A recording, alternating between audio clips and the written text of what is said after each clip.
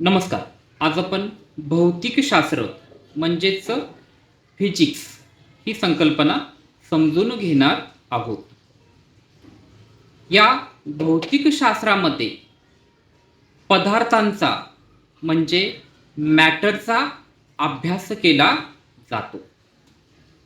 आता हे जे मॅटर म्हणजेच पदार्थ हे 3 अवस्थेमध्ये निसर्गामध्ये सापडतात.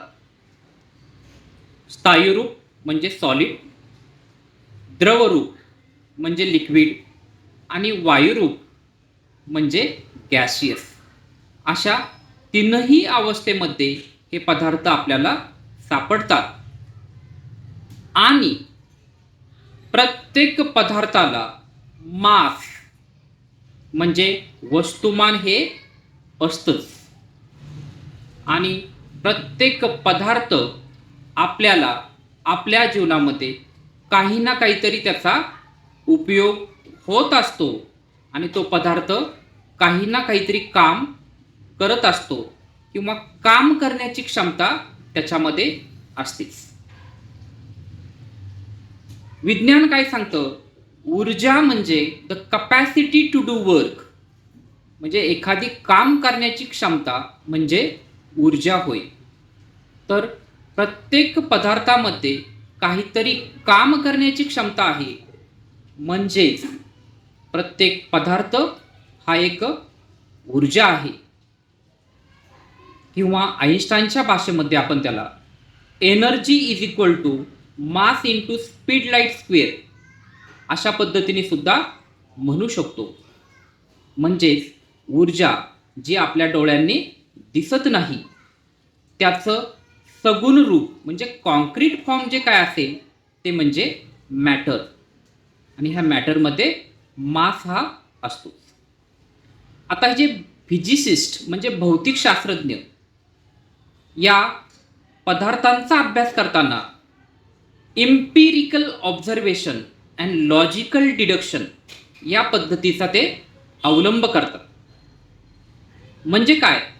ते त्या पदार्थाचं निरीक्षण करतात, त्याच्यावरती वेगवेगळे प्रयोग करतात आणि प्रयोगांती जे निष्कर्ष निघतात त्याच्या नोंदी ते करून ठेवतात. आता ह्या नोंदी केल्याच्या नंतर ते जो विस्तारित केलेला जो अभ्यास आहे तो एखाद्या फॉर्म्युल्याच्या रूपामध्ये म्हणजे गणितीय सूत्रामध्ये